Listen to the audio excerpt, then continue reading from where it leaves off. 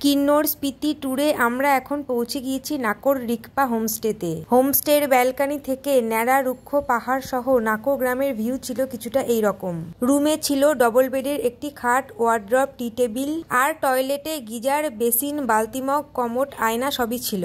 এই হলো রিকপা হোমস্টের কিচেন ও ডাইনিং।